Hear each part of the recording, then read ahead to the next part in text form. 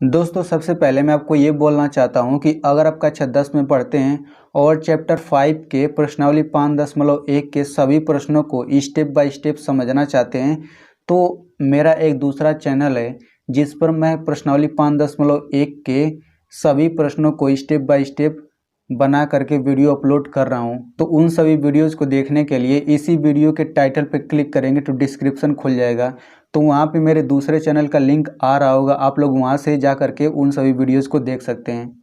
दोस्तों इस वीडियो में हम लोग ये सीखने वाले हैं कि किस तरीके से किसी भी समांतर श्रेणी में पदों की संख्या कैसे ज्ञात किया जाए, ये हम लोग सीखेंगे। तो यहाँ पे आपको ये समांतर श्रेणी दिख रही होगी 3, 5, 7 ... ये 23, ठीक है। तो जब भी आपसे कहेगा कि समांतर श्रेणी में पदों की संख्या ज्ञात कीजिए तो उसमें ऐसे ही सवाल दिया रहेगा, एपी लिख देगा, फिर लिख देगा 3, 5, 7, यानी कि शुरू में 2 या फिर 3 अंक दिया रहेगा, फिर अंतिम में जरूर 1 अंक दिया रहता है, ठीक है। तो तभी हम लोग, अगर अंत में यहाँ पे नहीं दिया है तब हम लोग इसमें पदों की संख्या नहीं ज्ञात कर सकते हैं। तो यहाँ पे अंत में जरूर यहाँ पे दिया रहता है, ठीक है। तो चलिए सबसे पहले हम लोग जो जो दिया है उसे हम लोग लिख लेते हैं। तो सबसे पहले ये समांतर श्रेणी है तो इसका पहला पद हम लोग लिख लेते हैं, जो पहली संख्या होती है उसी को पहला पद कहते हैं और उसको हम लोग ए से प्रदर्शित करते हैं, ए से दर्शाते हैं। तो ए बराबर 3 दिया गया है, ठीक है। और हम लोग डी का मान निकाल लेते हैं। डी क्या होता है? डी सर्वांतर होता है ना। तो डी का मान कैसे निकाला जाता है? हम लोग शुरू के 2 संख्या ले लेते हैं, फिर अगली संख्या में से पिछली संख्या को घटा देते हैं। तो अगली संख्या 5 है, पिछली संख्या 3 है, तो 5 में से 3 घटाएंगे कितना आएगा? 2 आएगा। तो यहाँ पे सर्वांतर 2 आ गया। अब यहाँ पे देखिए ये अंतिम संख्या है, ठीक है। तो अंतिम संख्या को हम लोग एल से दर्शाते हैं। एल मतलब लास्ट, और लास्ट मतलब अंतिम होता ही है। तो लास्ट संख्या को हम लोग एल से दर्शा देंगे। एल बराबर कितना दिया गया है? 23 दिया गया है। तो हम लोग इस तरीके से ए डी एल का मान लिख लेंगे। अब उसके बाद यनवा पद वाला फार्मूला यहाँ पे लिखेंगे। तो यनवा पद वाला फार्मूला क्या होता है? ए एन बराबर होता है ए प्लस n-1 इंटू डी, यही तो होता है यनवा पद का फार्मूला।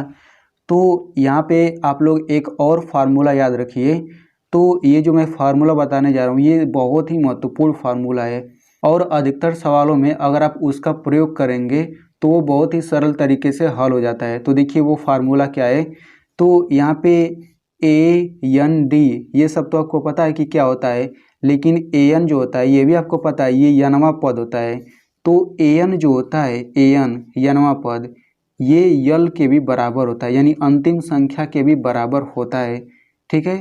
तो इसे आप लोग जरूर इसे याद रखिएगा। ए एन बराबर जो होता है यल के बराबर होता है, यानी कि ए एन जहाँ पर भी दिखे उसके जगह हम एल रख सकते हैं और यल जहाँ पर भी दिखे उसके जगह हम ए एन रख सकते हैं। जैसे यहाँ पे यल है तो हम इसके जगह ए एन रख सकते हैं और यहाँ पे ए एन है तो हम लोग इसके जगह यल रख सकते हैं, ठीक है। तो चलिए हम इसमें ए एन की जगह यल रख लेते हैं। तो ये हो जाएगा यल बराबर ए प्लस n-1 और ये डी हो जाएगा। तो आप देख सकते हैं ये एक नया फार्मूला बन चुका है। तो जब भी आपको पदों की संख्या पूछेगा तो आपको ये वाला फार्मूला लगाना होगा, ठीक है। तो चलिए अब हम लोग सभी का मान रख लेते हैं। तो L बराबर कितना है? L बराबर 23 है, तो यहाँ पे 23 रख दीजिए बराबर। और A का मान क्या है? 3 है, तो हम लोग यहाँ पे 3 रख लेंगे, फिर प्लस। अब n का मान तो इसमें कुछ भी नहीं दिया गया है तो n ऐसे ही रहने देते हैं, n-1 हो जाएगा। और D का मान कितना है? 2 हो गया। तो आप देख सकते हैं इसमें सभी अंक हैं, बस इसमें n जो है ये अंक नहीं है, यानी कि हम लोग इसी n का मान निकालेंगे और n का मान जो आएगा वही इसका आंसर हो जाएगा, यानी कि पदों की संख्या उतना ही रहेगा। तो चलिए n का मान निकालते हैं। तो यहाँ पे देखिए 3 है, यानी कि +3 है, तो यहाँ पे हो जाएगा 23। और जब ये बराबर के इधर आएगा तो -3 हो जाएगा कि नहीं? तो -3 हो गया, फिर बराबर। अब यहाँ पे देखिए बचेगा ये पूरा इतना।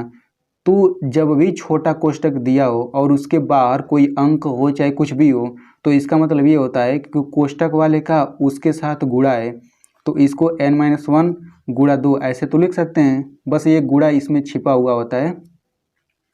तो 23 में से 3 घटा कितना हो जाएगा? 20 हो जाएगा। अब जब भी गुणा के रूप में कोई संख्या हो तो बराबर के दूसरे साइड आने पर बटा में हो जाता है। यानी भाग हो जाता है। तो यहाँ पे 2 था तो इधर बटा 2 हो जाएगा, बराबर यहाँ क्या बच जाएगा, n-1 बच जाएगा।